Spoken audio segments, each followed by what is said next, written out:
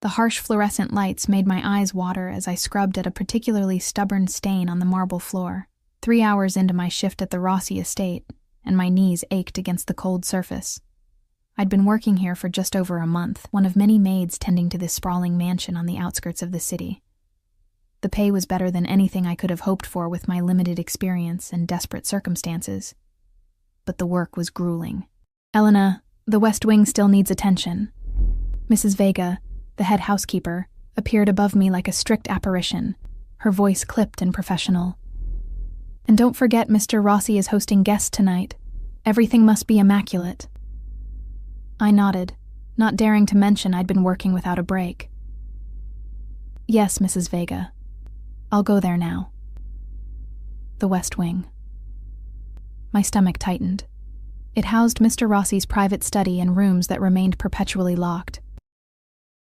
None of us spoke about it, but we all knew who Matteo Rossi was, what he was. The whispers among the staff painted him as both monster and savior, depending on who you asked. I had yet to see him in person, as he was often away on business, but his presence saturated every corner of this house. I gathered my cleaning supplies, the smell of lemon polish and bleach clinging to my uniform. As I made my way through the labyrinthine corridors, the mansion transformed around me. Plush carpets replaced sterile tile, and the art on the walls shifted from pleasant landscapes to imposing portraits and abstract pieces worth more than I would earn in several lifetimes. The sound of men's voices drifted from behind a partially open door at the end of the hallway. I slowed my steps, trying to make myself invisible as I had learned to do. In this house, hearing or seeing the wrong thing could cost you more than just your job. "The shipment will arrive tomorrow night." A gruff voice, unfamiliar, and the issue with the Colombians, a second voice, smoother but cold.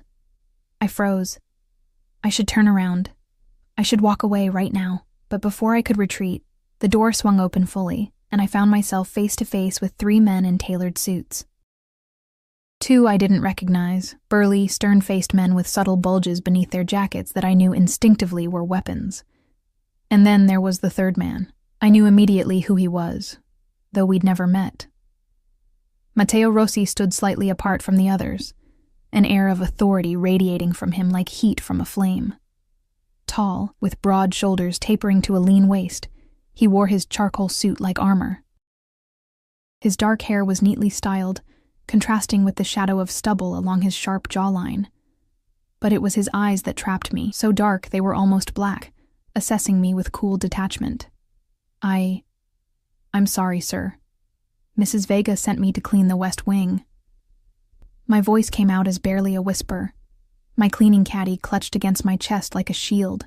The 2 men tensed, hands moving subtly toward their concealed weapons, but Rossi raised a hand, stopping them with that simple gesture. "What's your name?" His voice was surprisingly soft, with an underlying Italian accent that emerged on certain syllables. "Elena Moretti, sir."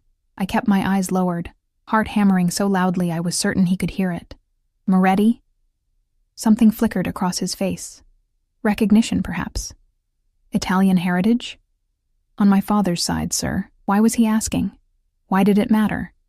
He studied me for a long, uncomfortable moment. Up close, I could smell his cologne. Something expensive with notes of sandalwood and amber. There was a small scar above his right eyebrow. A tiny imperfection on his otherwise immaculate face. "The West Wing will have to wait," he finally said. "Marco, Lorenzo, give us a moment." The 2 men exchanged glances but nodded and moved down the hallway, though not before giving me warning looks that made my blood run cold. "Follow me," Rossi said, turning without waiting to see if I would obey, as if there was any question. I followed him into what must have been his study. A vast room with floor-to-ceiling bookshelves, a massive desk of polished mahogany, and windows overlooking the manicured grounds. He gestured toward a chair across from the desk, but I remained standing, still clutching my cleaning supplies, afraid to sit in my dirty uniform on the pristine furniture. "Sit, Elena." This time it wasn't a suggestion. I perched on the edge of the chair, setting my caddy on the floor beside me. "Have I done something wrong, Mr. Rossi?" He moved to a bar cart in the corner and poured amber liquid into 2 crystal glasses. "Do you drink whiskey?" "No, sir. I don't drink on the job." A slight smile curved his lips as he set one glass in front of me anyway. Tell me how you came to work here. Was this a test? Mrs. Vega hired me after my interview. I have references. That's not what I'm asking. He leaned against the desk, looming over me. Why are you working as a maid in my home? You're educated. I can tell by your speech. And you're too watchful to be someone who has led a simple life. My mouth went dry. How could he see through me so easily? I needed the work, sir, and the pay is good. He took a sip of his whiskey, his eyes never leaving mine. Do you know who I am, Elena Moretti? You're my employer, sir. Don't play naive. It doesn't suit you. Heat rose to my cheeks. People talk. I've heard things. And what things have you heard? I swallowed hard. That you're connected, powerful, that your business interests extend beyond what's strictly conventional. He laughed, a surprisingly warm sound. Diplomatic. I appreciate that. He set down his glass. But I need honesty from those in my home. Those who might overhear things they shouldn't. So tell me, Elena, why are you really here? Because I've had you investigated since you started, and there are some inconsistencies. My blood turned to ice. Investigated? Do you think I let just anyone into my home without knowing everything about them? His voice remained calm, almost gentle, but I could feel the danger beneath. Your references check out, but before 6 months ago, there's very little record of an Elena Moretti. It's almost as if you appeared out of nowhere. I should have been more careful, should have created a more detailed background. But I'd been desperate, and this job had been too perfect to pass up. I left my old life behind, I said carefully, started fresh. Running from something? Or someone? Images flashed through my mind. Jake's face contorted in rage, the bruises hidden beneath my clothes, the baby growing inside me that I hadn't told him about before I fled, the baby I had lost in the stress of my escape. Both, I whispered, unable to meet his gaze. He studied me in silence for what felt like an eternity. Then he straightened and walked to the window, his back to me. My father used to say you can always tell a person's true character by their eyes. Yours tell a story of survival, Elena. I remained silent, unsure what response he expected. The thing about survivors, he continued, is they do whatever necessary to stay alive, including lying, including infiltrating places where they don't belong. I'm just a maid, I said, my voice stronger than I expected. I clean your house, that's all. He turned back to me, his expression unreadable. Then why did you take a picture of the documents on my desk yesterday? My heart stopped. The phone in my pocket suddenly felt like it weighed 1,000 pounds. I don't know what you're talking about. In 3 swift strides, he was in front of me, hand extended. Show me your phone, Elena. That's private. Nothing is private in my house. His voice hardened. Show me the truth, or things will become very unpleasant. With trembling fingers, I pulled my phone from my pocket. He took it, his fingers brushing against mine, sending an involuntary shiver through me. He scrolled through it quickly, expertly, his expression darkening. Then he looked up at me, eyes cold. Who are you working for? No one. Don't lie to me. For the first time, his voice rose, making me flinch. He noticed my reaction and immediately modulated his tone. You have photographs of my private documents, my security system, and the faces of my men. You are not just a maid, Elena Moretti, if that's even your real name. Tears burned behind my eyes. I was trapped, caught in a lie by a man who killed people for lesser offenses. Please, I whispered. I have my reasons. As do I for keeping you alive until you explain yourself. He leaned closer. Last chance. The truth. At that moment, the study door burst open, and Mrs. Vega appeared breathless. Mr. Rossi, forgive the interruption, but there's an incident at the gate. A man claiming to know one of the staff. He's making threats, demanding entry. Rossi's attention shifted. Who? Mrs. Vega's eyes flicked to me. He's asking for Elena. The blood drained from my face. It couldn't be. How had he found me? Rossi caught my expression, understanding dawning in his eyes. Describe him. Tall, muscular, light brown hair, a scar on his neck. He's quite insistent, sir. Security is holding him back, but he's causing a scene. Jake. It was Jake. I see. Rossi's eyes remained on me.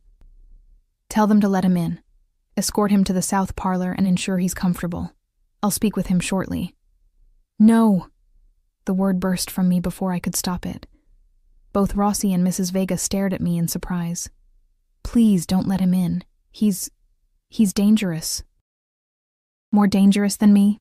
Rossi asked softly, a strange glint in his eye. Mrs. Vega looked between us, clearly confused. Sir? Do as I said, Mrs. Vega, and send Marco to me immediately. She nodded and left, closing the door behind her. The moment she was gone, Rossi's demeanor changed entirely. He moved with lightning speed, taking my arm and pulling me to my feet. You have exactly 30 seconds to tell me who that man is and why you're really here before I hand you over to him. The tears I'd been fighting spilled over. His name is Jake Mercer. He's my ex-fiancé. He's the one I was running from. Rossi's grip on my arm loosened slightly. And the photos on your phone? Insurance, I whispered. In case he found me. I thought if I had something valuable, something dangerous to someone powerful, it might keep me safe if he ever tracked me down. So you chose to blackmail me? His voice was dangerously soft. I never intended to use them unless I had no choice. Please, you don't understand what he's like. What he'll do to me if he gets me alone. Something in Rossi's expression shifted. Oh, but I do understand men like him, Elena, better than you might think. He released my arm and stepped back. Stay here. Don't move. Don't speak to anyone. Do you understand? I nodded, too terrified to do anything else. He moved to the door but paused with his hand on the knob. If you're lying to me about any of this, you'll wish I had handed you over to him. And then he was gone, leaving me alone in his study, surrounded by evidence of his illicit empire, with nothing but the certainty that whatever happened next would irreversibly change my life. The clock on the wall ticked loudly in the silence, counting down the moments until my past and present collided. Minutes passed like hours as I stood frozen in Rossi's study. I could flee. The window was right there, and in the chaos of Jake's arrival, I might slip away unnoticed. But where would I go? Jake had found me once. He would find me again, and now I had Rossi to fear as well. I moved to the window, watching as rain began to spatter against the glass. The manicured ground stretched before me, bordered by a high stone wall with security cameras mounted at regular intervals. A gilded cage, and I had willingly walked into it. My phone sat on Rossi's desk where he'd left it. I picked it up, my finger hovering over the delete button for the incriminating photos, but something stopped me. These photos were my only leverage, my only protection in a house full of dangerous men. The door opened, and I whirled around, expecting Rossi's return. Instead, Marco entered, his face impassive. Mr. Rossi requests your presence, he said flatly. Where is he? My voice came out as barely more than a whisper. With your visitor. My stomach dropped. Jake and Rossi in the same room. It was a nightmare scenario. What is he going to do? Marco's expression didn't change. That depends on you, I suspect. Follow me. We moved through the mansion in tense silence. The usual bustle of staff was noticeably absent. Mrs. Vega must have cleared them away from whatever was about to happen. As we approached the south parlor, I heard voices, one raised in anger, unmistakably Jake's, and the other calm and measured, Rossi. Marco stopped outside the door. He said to wait until called. I nodded, straining to hear the conversation within. Don't care who you are. She's mine, and I've come to take her home. Jake's voice slurring slightly. He'd been drinking, which made him even more dangerous. Mr. Mercer, I understand your frustration, but as I've explained, my staff are under my protection while in my employ. Rossi sounded perfectly reasonable, almost bored. Protection? You're keeping my fiancé as, what, a maid? Do you have any idea who I am? I know precisely who you are, Mr. Mercer.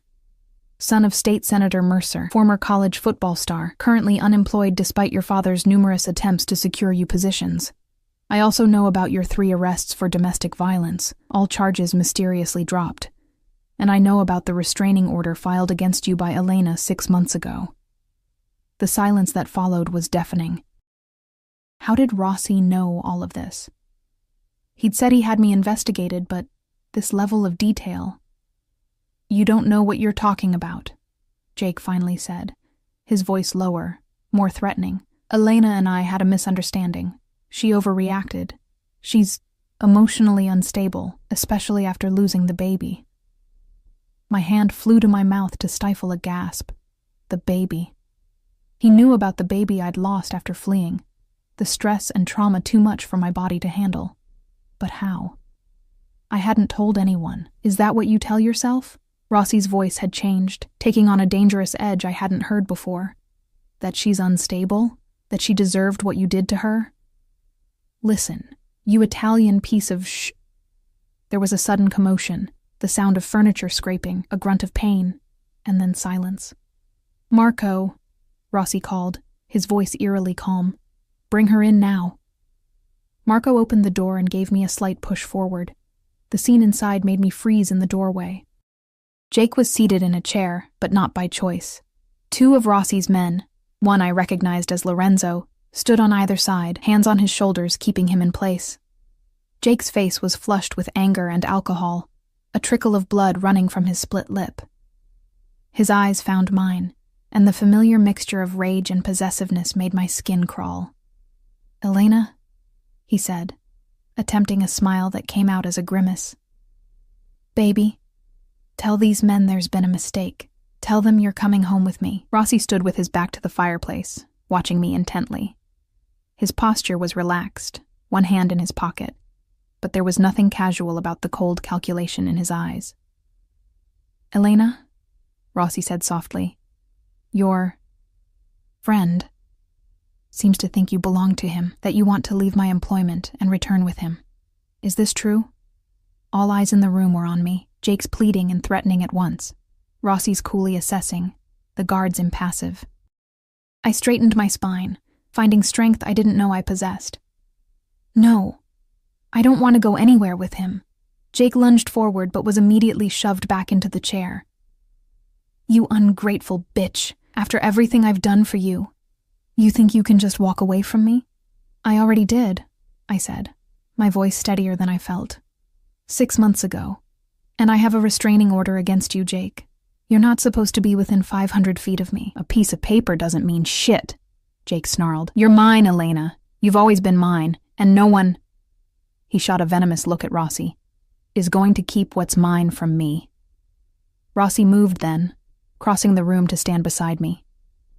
Though he didn't touch me, I could feel the heat of his body, smell that expensive cologne. Somehow, his presence steadied me. "Mr. Mercer," Rossi said, his accent more pronounced now, "I'm afraid you've wasted a trip. Elena has made her choice clear. She works for me now, and she's staying." "You don't understand," Jake said, changing tactics, his voice taking on the reasonable tone he used to manipulate others. "She's not well. She's been through trauma. She lost our baby, and she hasn't been the same since. She needs help, professional help. Her family agrees with me. My family. The ones who had sided with Jake after he'd convinced them I was unstable, that my accusations against him were delusions. They hadn't believed me either." "Is that true, Elena?" Rossi asked. "Are you unwell? Do you need professional help?" I met his gaze, seeing something I hadn't expected. A genuine question, not a threat. The only thing wrong with me was believing I deserved what he did to me. "I'm not crazy. I never was." Rossi nodded slightly, then returned his attention to Jake. "You hear that, Mr. Mercer? The lady is staying. Now, I've been polite thus far because of your father's position, but my patience is wearing thin. I suggest you leave my property immediately and forget Elena's whereabouts." Jake laughed, an ugly sound. "You think I'm afraid of you? Do you know who my father is? One call from me, and he'll have the FBI crawling all over this place. Everyone knows what you really are, Rossi. A criminal. A thug in an expensive suit. The temperature in the room seemed to drop. Rossi's men tensed, hands moving toward their weapons, but Rossi himself remained perfectly still. "Show him," Rossi said quietly. Lorenzo nodded and pulled a tablet from inside his jacket.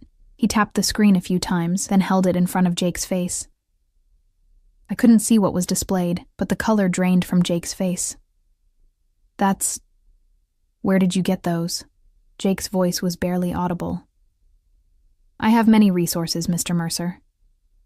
Rossi took the tablet and scrolled through whatever was on the screen. "These hospital reports make for interesting reading. 3 different emergency rooms in 2 years. Elena was quite creative with her explanations, wasn't she? Falling downstairs, walking into doors. Such a clumsy woman." His voice hardened. "Except for this last visit, the one where she finally told the truth, the one that coincided with her losing your child. My legs threatened to give way beneath me. Those records were supposed to be private. How had Rossi obtained them? You can't prove anything," Jake said. But his confidence was cracking. "No? How about these?" Rossi swiped the screen again. Text messages threatening her life if she left you. Charming. Or these photographs of her injuries that she sent to her friend. What was her name? Yes, Sophia. For safekeeping. He looked up at Jake. "I can prove everything, Mr. Mercer. And while your father may have influence with local law enforcement, my reach extends much further." Jake's eyes darted around the room, looking for an escape. "What do you want? Money?" Rossi laughed, a chilling sound. "I have more money than your entire family combined. No. What I want is simple. You will leave here and never contact Elena again. You will withdraw any missing persons report you may have filed. You will tell your family and anyone else who asks that Elena and you broke up amicably, and you have no idea where she is now. In return, I won't send these records to every news outlet in the country." "You're blackmailing me." "I prefer to think of it as offering you a choice, the sensible choice." Rossi set the tablet down and leaned closer to Jake, his voice dropping to a whisper I could barely hear. "Because the alternative is that you disappear, Mr. Mercer, completely, and all your father's influence won't help him find what's left of you." Jake paled further, finally understanding the true danger of his situation. "Fine," he spat. "Keep her. She's damaged goods anyway." I flinched at his words, and something in Rossi's expression changed, hardened. "Marco, Lorenzo, escort Mr. Mercer off the property. Ensure he understands that if he returns, our next conversation won't be nearly so pleasant." The 2 men hauled Jake to his feet. He gave me one last hate-filled look as they dragged him away. "This isn't over, Elena," he called over his shoulder. "You'll regret this." When the door closed behind them, I released a breath I hadn't realized I was holding.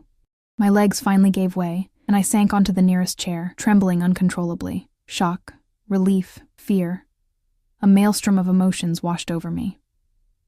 Rossi watched me for a long moment, then moved to a cabinet and poured 2 glasses of amber liquid. He offered one to me, and this time I took it, downing half in one burning swallow. "Thank you," I whispered. He sat across from me, studying my face. "Don't thank me yet. We still have the matter of your attempted blackmail to discuss." Reality crashed back around me. Of course. I'd been so relieved about Jake that I'd momentarily forgotten my own precarious position. "I never intended to use those photos," I said. "I just needed insurance. Against Jake finding you, or against me discovering your true purpose here?" I met his gaze. "Both, I suppose." "And what is your true purpose, Elena? Because I'm still not convinced you're just a maid who happened to take compromising photos of my business." The alcohol had loosened my tongue and dampened my fear. "That's exactly what I am. A woman desperate enough to do anything to stay hidden. Even work for someone like you." His eyebrow raised slightly. "Someone like me? A man who can make threats like you just did to Jake and clearly mean them." He didn't deny it. Instead, he leaned forward, elbows on his knees. "Tell me something, Elena. Those hospital reports, the baby. Was that all true?" I looked away, pain lancing through me. "Yes, and Jake was the father." I nodded, unable to speak. "You were going to raise a child with a man like that?" Anger flared suddenly. "You think I had a choice? You think I didn't try to leave before?" Every time I tried, he found me. He threatened my family, my friends. He had money, connections. There was nowhere I could go that he couldn't reach. Until now, Rossi said quietly. Our eyes met, and something unspoken passed between us. Why did you help me? I asked. You could have just handed me over to him, or fired me for taking those photos. He was silent for so long I thought he might not answer. When he finally spoke, his voice was different, softer, with an undercurrent of something I couldn't identify. My mother was like you, beautiful, resilient, trapped by a man who claimed to love her while he destroyed her piece by piece. He took a sip of his drink. My father. I stared at him, shocked by this unexpected revelation. What happened to her? She died when I was 12. An accident, they called it. But I knew better. His eyes had taken on a faraway look. I swore then that I would never become my father, and that I would never stand by while another man did to a woman what he did to my mother. I didn't know what to say. This vulnerability from a man like Rossi was the last thing I had expected. Your photos, he said, abruptly changing the subject. Delete them. Without hesitation, I took out my phone and erased every incriminating image I had taken. I held up the screen to show him it was done. What happens now? I asked quietly. He stood, straightening his already immaculate suit. Now, Elena Moretti, we have a decision to make. You know too much about my business to simply return to being a maid, and after tonight's display, Jake may not stay away forever, despite my warnings. Fear clawed its way back up my throat. Are you firing me? No. He moved to the window, looking out at the rain that was now falling heavily. I'm offering you a choice. You can leave. I'll provide you with enough money to start over somewhere new, with a new identity that even Jake won't be able to trace. Or? I prompted, when he didn't continue. He turned back to me, his dark eyes intense. Or you can stay. Not as a maid, but as my assistant. Someone who works closely with me, under my direct protection. Jake wouldn't dare touch you then. Your assistant? I repeated, bewildered. But I don't know anything about your business. A slight smile curved his lips. You know more than you should already, and you've proven yourself resourceful, observant. Qualities I value. Why would you trust me after I took those photos? I don't. Not yet, but I will be watching you very closely, Elena. And in time, perhaps trust will come. The clock on the mantel chimed, breaking the tension between us. Outside, the storm intensified. Rain lashing against the windows like nature itself was emphasizing the gravity of the choice before me. I need your answer, Rossi said. I looked at him. This dangerous, complicated man who had just saved me from my worst nightmare. Working directly for him would mean being pulled deeper into his world, a world I had only glimpsed from the margins. But it also meant safety from Jake, at least for now. I'll stay, I said, sealing my fate with 2 simple words. The rain continued through the night, drumming against the roof of my new accommodations. After I had agreed to stay, Rossi had immediately arranged for me to be moved from the cramped staff quarters to a spacious suite in the east wing of the mansion, closer to his private rooms. For your safety, he'd said, though I suspected it was also to keep me under closer surveillance. The suite was larger than any apartment I'd ever lived in. A bedroom with a king-size bed draped in luxurious linens, a private bathroom with a marble tub big enough to swim in, and a sitting room with floor-to-ceiling bookshelves. It felt surreal to be surrounded by such opulence after months of bare-bones living, first on the run and then in the servants' quarters. I stood at the window, watching lightning illuminate the grounds in brief electric flashes. What had I agreed to? Working directly for Matteo Rossi meant being pulled into his world, a world of power, danger, and secrets I wasn't sure I wanted to know. But the alternative, running again, always looking over my shoulder, seemed worse somehow. A soft knock at my door startled me from my thoughts. It was nearly midnight. Who would be calling at this hour? Cautiously, I approached the door. Who is it? I called, one hand on the lock. Mrs. Vega, Miss Moretti. I opened the door to find the head housekeeper standing rigidly in the hallway, her face a carefully composed mask that didn't quite hide her displeasure at my sudden change in status. Mr. Rossi asked me to deliver these to you, she said, holding out a garment bag and a small leather portfolio. Your new wardrobe will be delivered tomorrow, but these should suffice for the morning. You're expected in Mr. Rossi's study at 7 a.m. sharp. I took the items, noting the designer label on the garment bag. Thank you, Mrs. Vega. She didn't move, her eyes scanning the room behind me. May I speak frankly, Miss Moretti? Something in her tone made me tense. Of course. You're not the first, she said, her voice lowered. Mr. Rossi occasionally elevates staff to positions closer to him. It never ends well for them. A chill ran through me despite the warmth of the room. This isn't what you think. He offered me a job as his assistant because of my situation with Jake. Of course, she said, her tone making it clear she didn't believe me. Just be careful. Mr. Rossi can be generous, even kind in his way, but he's also dangerous. More dangerous than your ex-fiancé, though in different ways.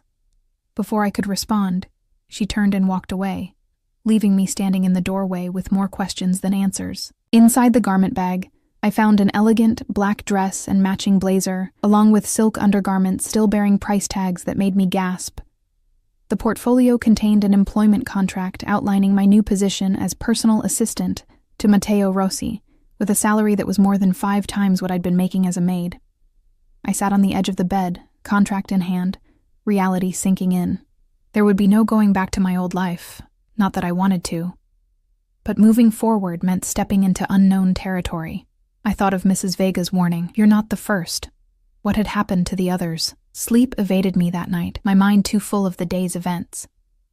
When I finally drifted off near dawn, my dreams were a confusing tangle of Jake's rage and Rossi's dark, unreadable eyes. At precisely 6:55 a.m., I stood outside Rossi's study, dressed in the clothes he'd provided. The dress fit perfectly, almost suspiciously so, hugging my curves without being inappropriate for a professional setting. I'd pulled my hair back into a sleek ponytail and applied minimal makeup, unsure of what was expected in my new role. "You can go in," Marco said, appearing silently beside me. "He's waiting." I jumped, startled by his sudden presence. "Do you always sneak up on people like that?" A hint of amusement flickered across his usually stoic face. "Only the ones who need to learn to be more aware of their surroundings. Point taken." I knocked once on the heavy wooden door and entered at Rossi's. "Come in." He sat behind his massive desk, reading from a stack of papers. Unlike yesterday, he was dressed more casually, dark trousers and a crisp white shirt with the sleeves rolled up to expose muscled forearms. A holster was visible under his left arm, the gun a stark reminder of who he really was. "Good morning, Elena," he said without looking up. "Coffee?" I noticed a silver tray on a side table with an elaborate espresso machine. "Yes, thank you." "Make mine as well. Black, 2 sugars." So this was how it would begin, with me making his coffee. I moved to the machine, grateful that I at least knew how to use one from my brief stint at a cafe before coming here. "I see the clothes fit," he commented as I brought him his cup. His eyes tracked over me briefly, professionally, but I still felt exposed somehow. "Yes, thank you." "How did you know my size?"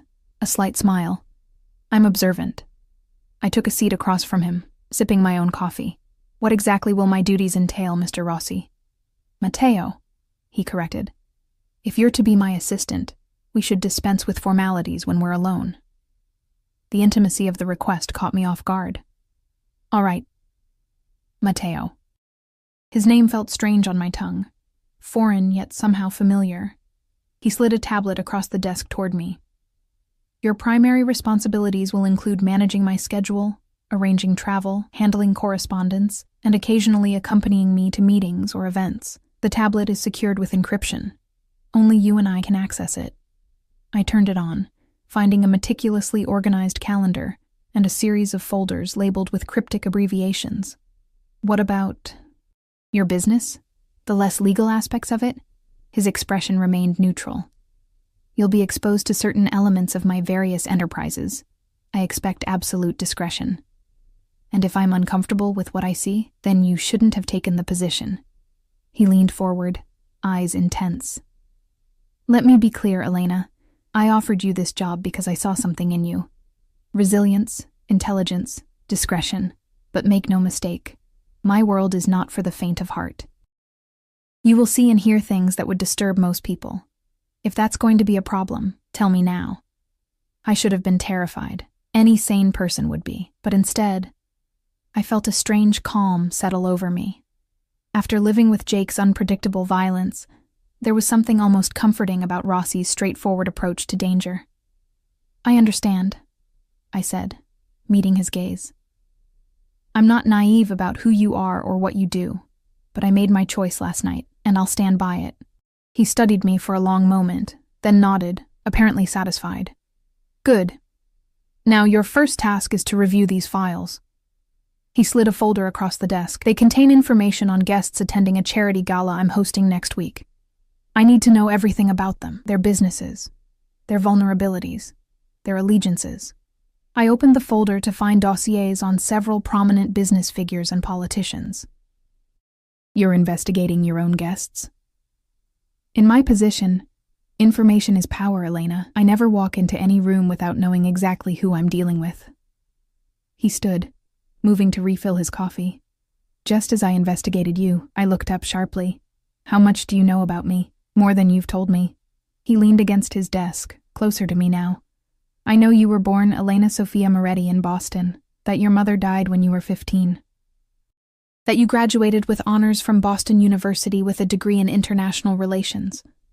That you met Jacob Mercer when you were working as an event coordinator for his father's re-election campaign. That you were engaged to him for 14 months before you disappeared 6 months ago, withdrawing nearly all your savings and leaving everything behind. Each fact landed like a physical blow. He knew everything. Or almost everything.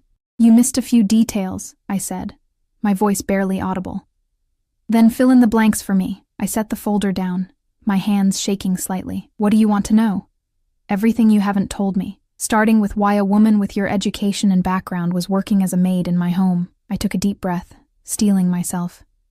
If I was going to work for him, to rely on his protection, he deserved the whole truth. After I left Jake, I went to a women's shelter in Philadelphia.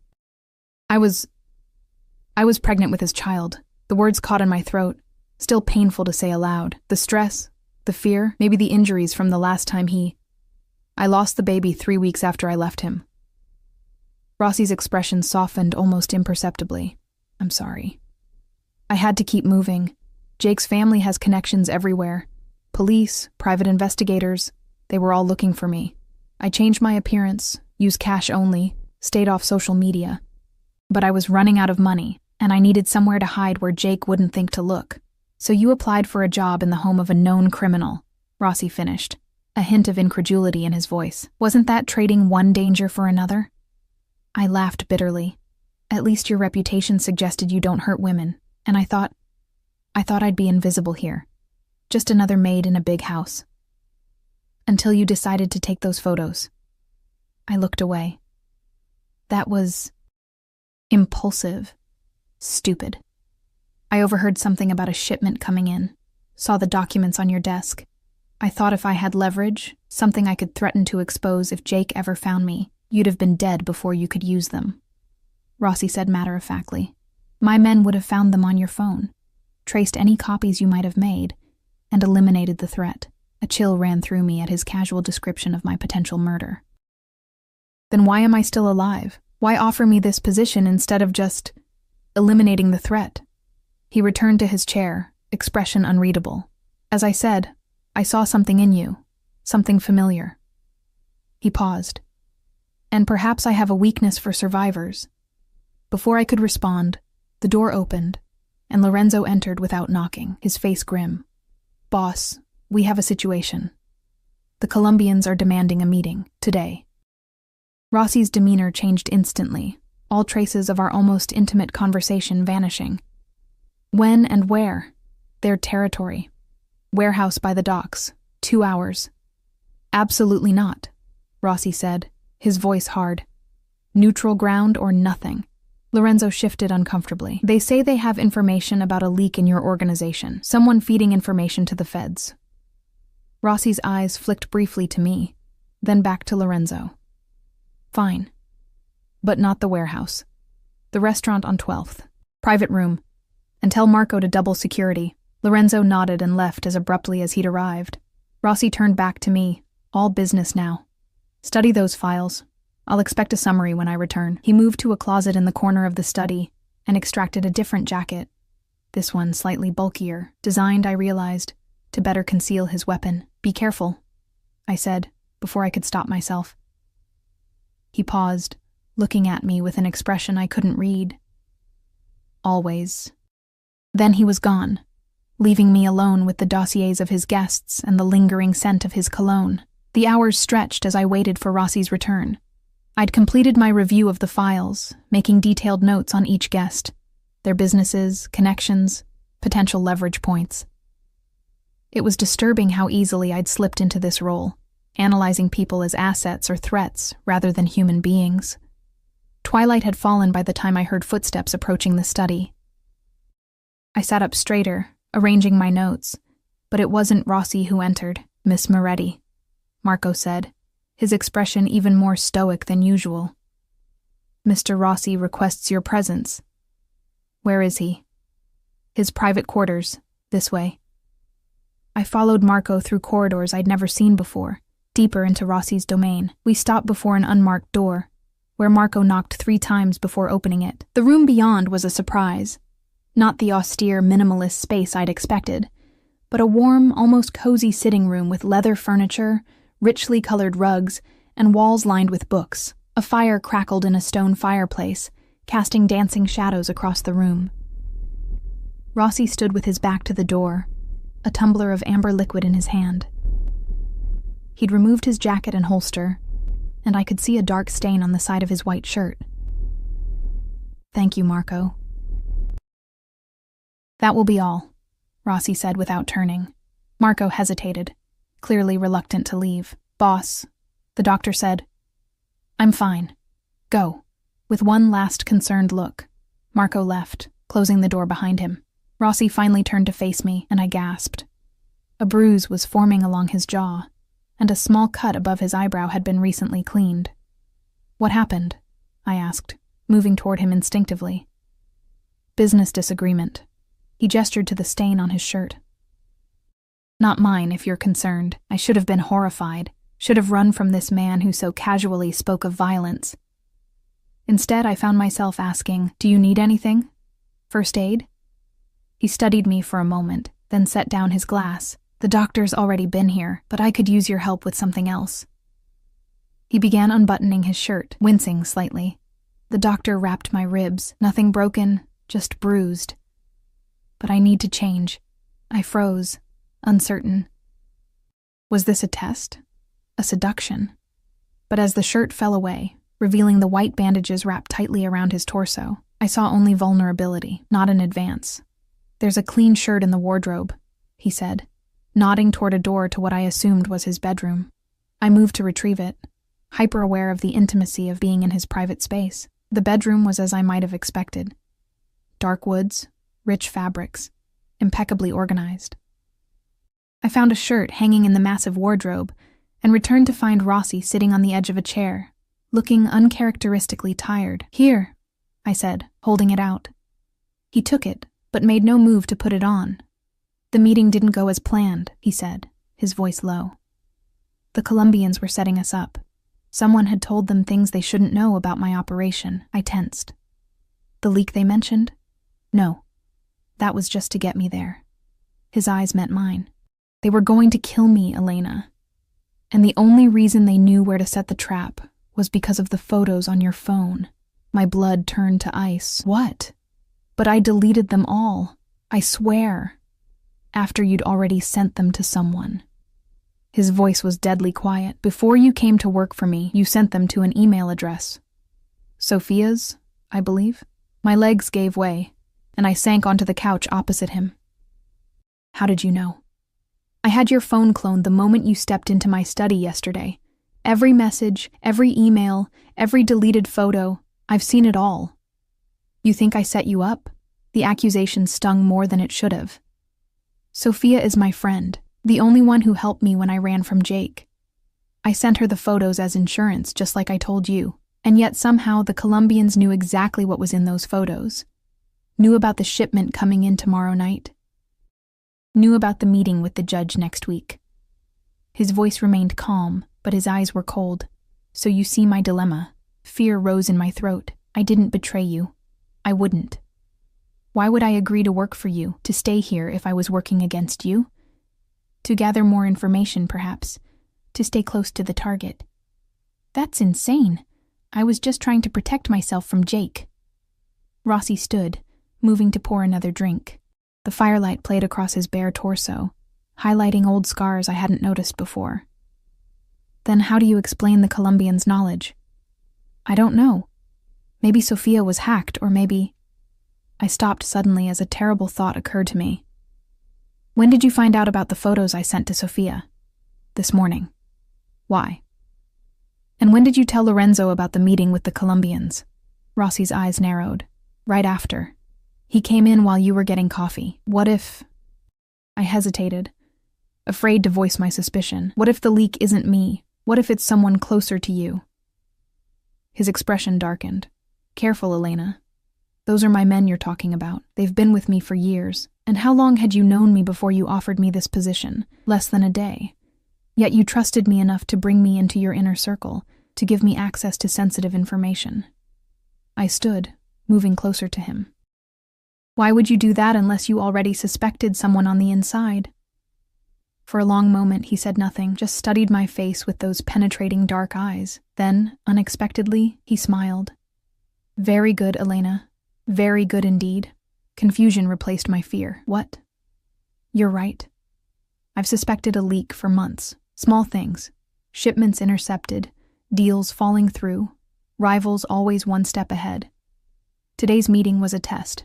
Not for the Colombians, but for my own people. You used yourself as bait? I was incredulous. You could have been killed. I was never in any real danger. The restaurant was surrounded by my most trusted men, ones even Lorenzo doesn't know about. He took a step closer. But I needed to know who was feeding information to my enemies. And now, thanks to your photos and your email to Sophia, I do. Understanding dawned. It wasn't Sophia who leaked the information. Someone intercepted her email after you told Lorenzo about checking my phone. Rossi nodded. And only 3 people knew about that email. You, me, and Lorenzo. Marco found out later, but by then the trap was already set.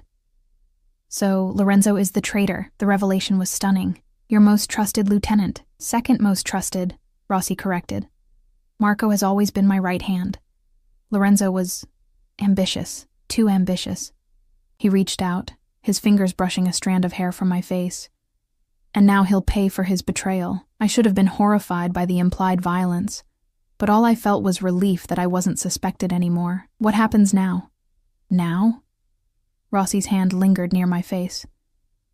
Now we see if you're truly committed to your new position, Elena, because once Lorenzo is dealt with, things will become complicated.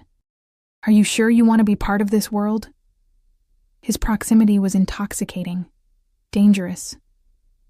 I knew I should step away, maintain professional distance. Instead, I found myself leaning slightly toward him. I already am part of this world, I said softly, for better or worse.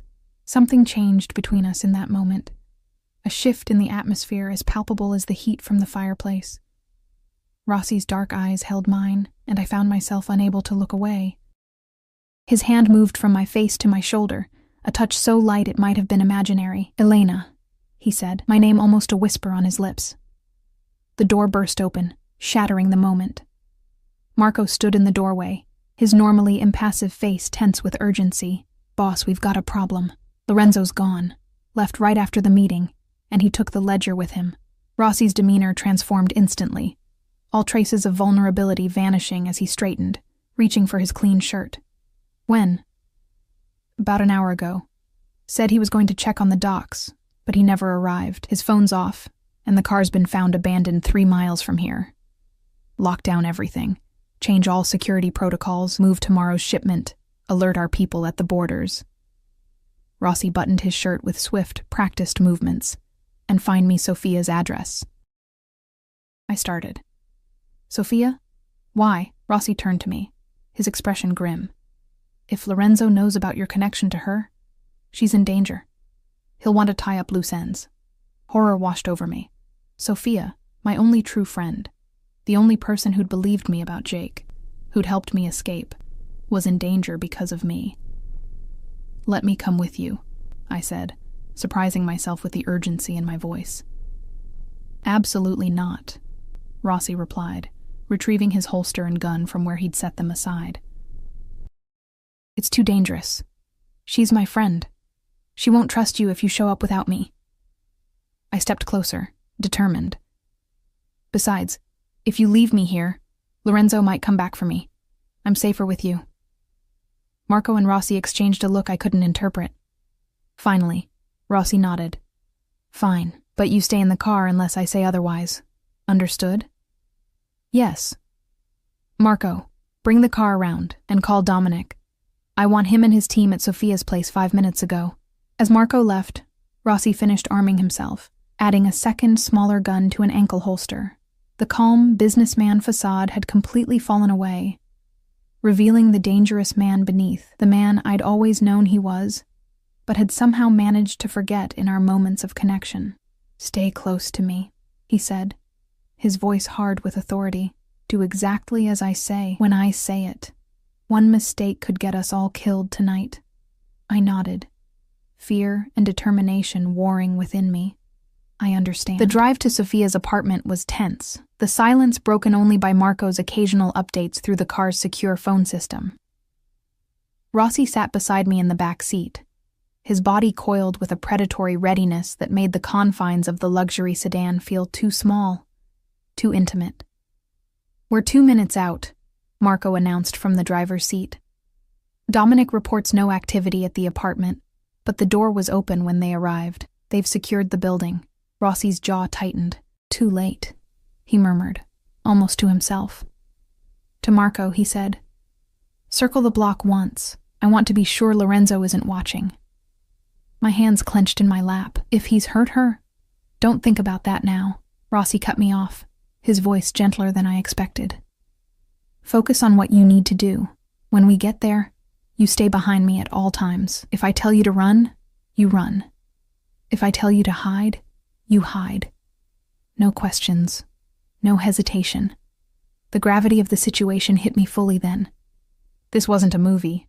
It was real danger, real lives at stake. "I understand." Marco drove around the block once, then pulled up behind an unmarked van half a block from Sophia's building. A man I didn't recognize approached the car as we stopped, leaning in to speak to Rossi through the window. "Building's clear, boss. No sign of Lorenzo, but the place is tossed. Looks like he was searching for something. And the girl?" "Not here. Neighbors say they heard a disturbance about an hour ago. Women screaming, then nothing." My heart sank. "Oh God, Sophia." Rossi turned to me, his expression unreadable. "You said you sent her the photos. How? Email?" I nodded. "From a burner account I set up. I gave her the password so she could access it if anything happened to me. Would she have printed them? Saved them somewhere?" I told her not to, but I bit my lip. "Sophia's cautious. She might have made a backup." Rossi exchanged a glance with Marco. "Lorenzo's looking for the photos. If he finds them before we find him, he'll sell them to the highest bidder," Marco finished. "Probably the Colombians. We need to find him." Rossi turned back to me. Would Sophia have told him anything, under pressure? The implication made me sick, but I forced myself to think rationally. She's stronger than she looks, but if he threatened her life, she might have mentioned the lake house. Lake house? Her family has a cabin about 2 hours north of here. We talked about it as a potential meeting place if things went bad. If Lorenzo pushed her hard enough, she might have told him about it, thinking she was leading him away from the real evidence. Rossi nodded once, decisive. "Marco, get the chopper ready. Call Dominic and tell him to meet us at the airfield."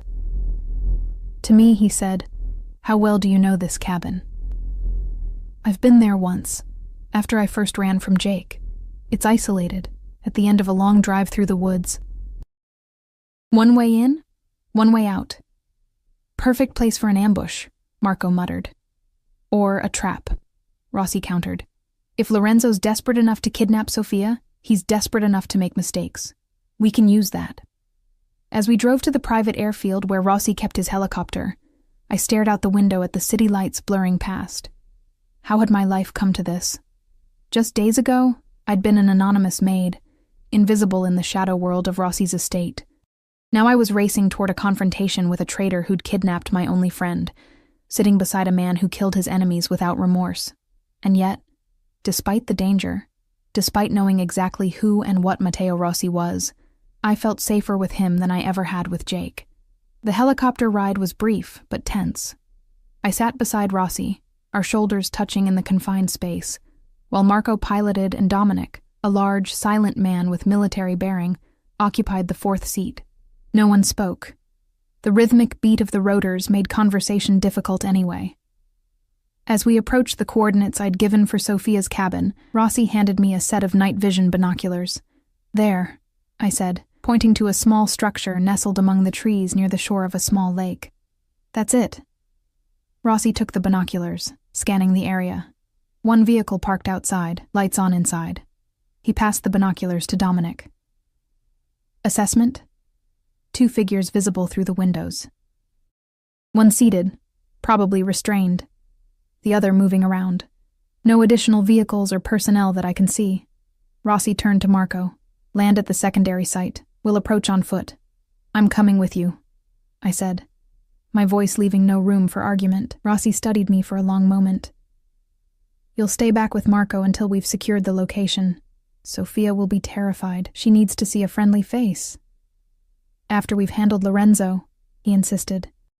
I started to argue, then caught the look in his eye. Not anger, but genuine concern. He was trying to protect me. I nodded reluctantly. "Fine." The helicopter touched down in a clearing half a mile from the cabin. As we disembarked, Rossi pulled me aside. "If anything happens to me," he said quietly, "Marco will get you and Sophia to safety. You'll be provided with new identities, enough money to disappear permanently." The implication that he might not survive the night sent a chill through me. "Nothing's going to happen to you."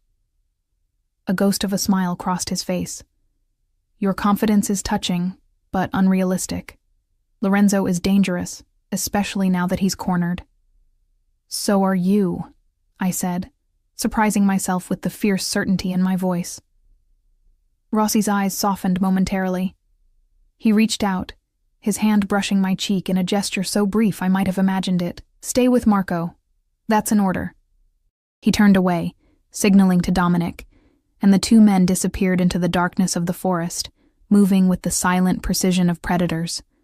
Marco stood beside me, his hand resting on his weapon. "He'll be fine," he said, correctly interpreting my worried expression. "I've seen him walk away from much worse situations."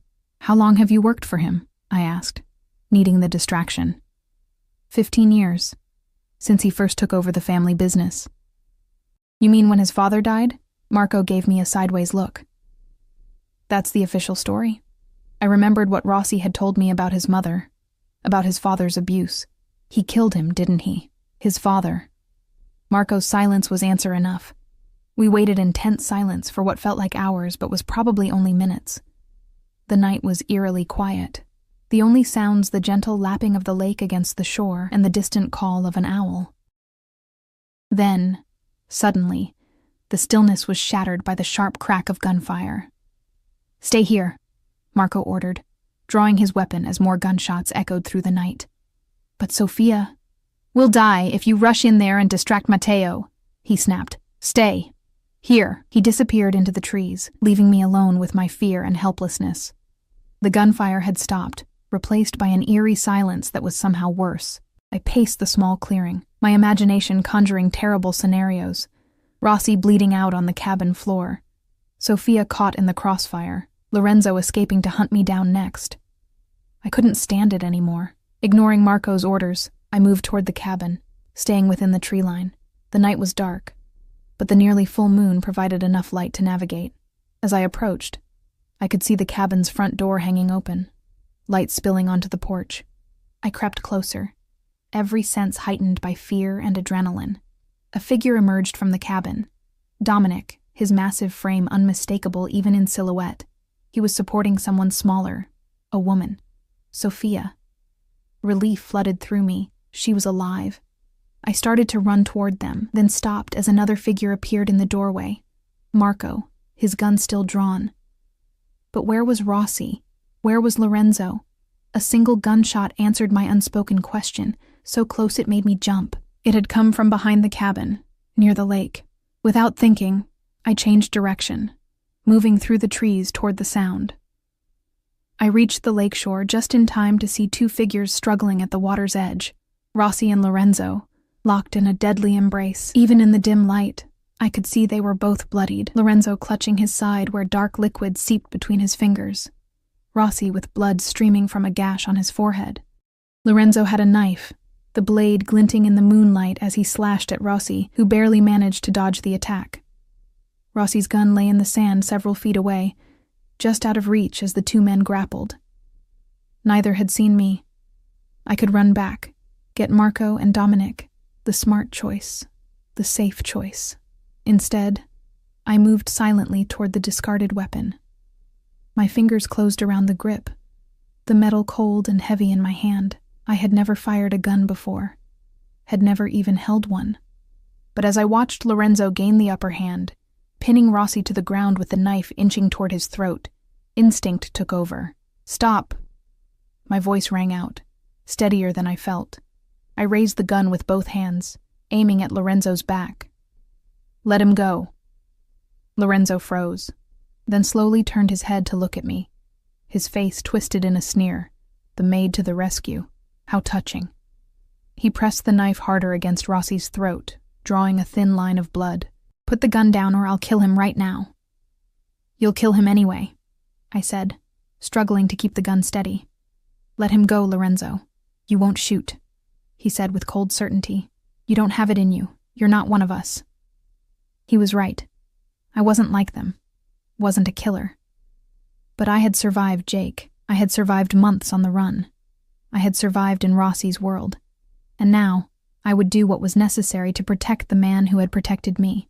"Last chance," I warned, moving closer. Lorenzo laughed. A harsh sound. "You think you matter to him? You're just another pretty toy to play with. Once he's bored, he'll discard you like all the others." I remembered Mrs. Vega's warning. "You're not the first."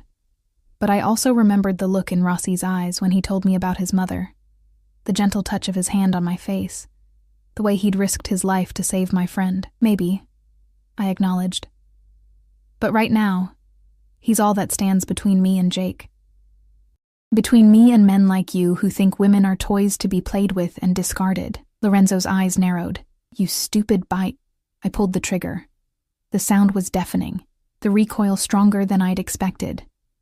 Lorenzo jerked, a look of stunned disbelief crossing his face as he toppled sideways into the shallow water. The knife fell from his hand, disappearing beneath the dark surface of the lake.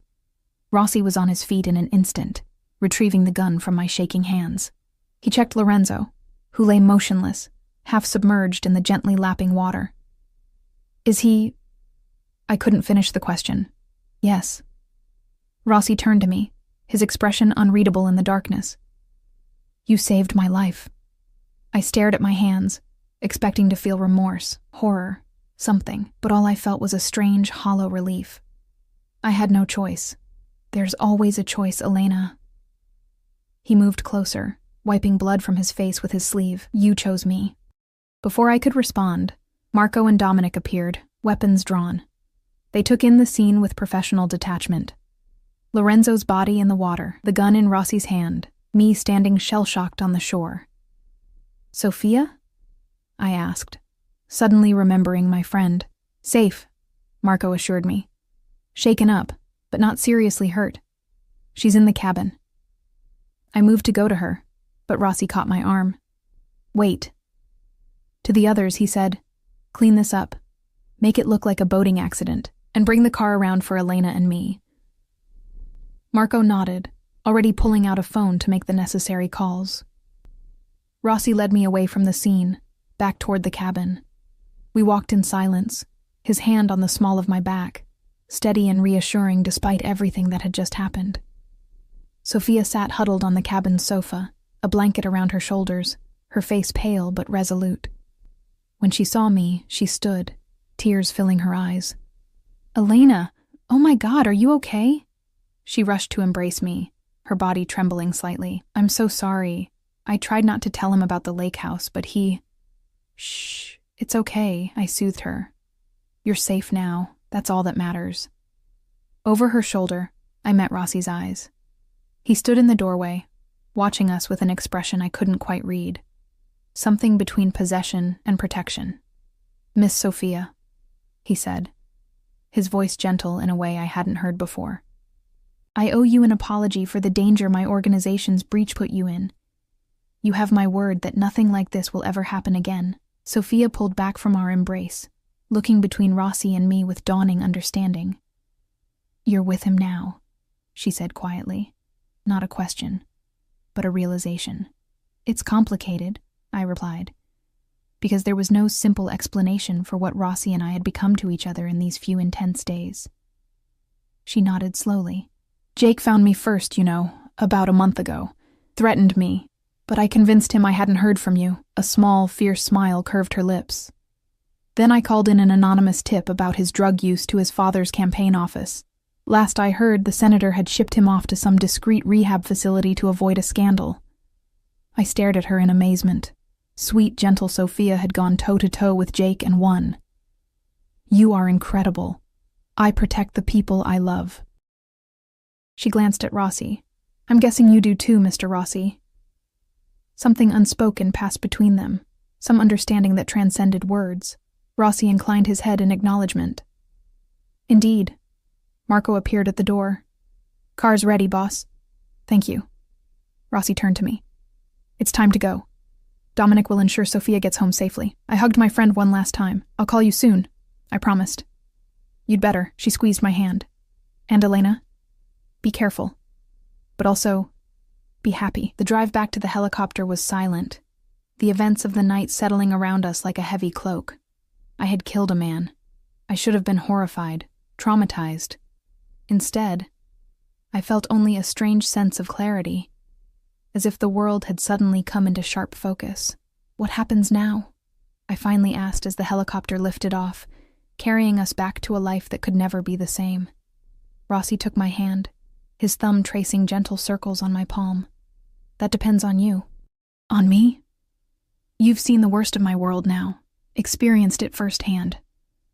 His dark eyes searched mine. "You could still walk away. I would set you up somewhere safe, somewhere not even Jake could find you if he ever gets out of rehab." I considered it a normal life, free from fear, free from the shadows of Rossi's world. It was tempting, in its way. But then, I thought of the look in his eyes when he spoke of his mother, the gentle touch of his hand on my face, the unwavering protection he had offered me when he barely knew me. "What if I don't want to walk away?" I asked softly. The corner of his mouth lifted in the barest hint of a smile. "Then you accept that there's no going back. That you're part of this life. My life, with all its dangers and complications." He paused. "And its rewards."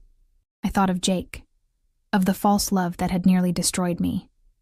Then I thought of Rossi, who had never pretended to be anything other than what he was: dangerous, powerful, complex, but also honorable in his way, protective of those under his care. "I made my choice when I pulled that trigger," I said, meeting his gaze steadily.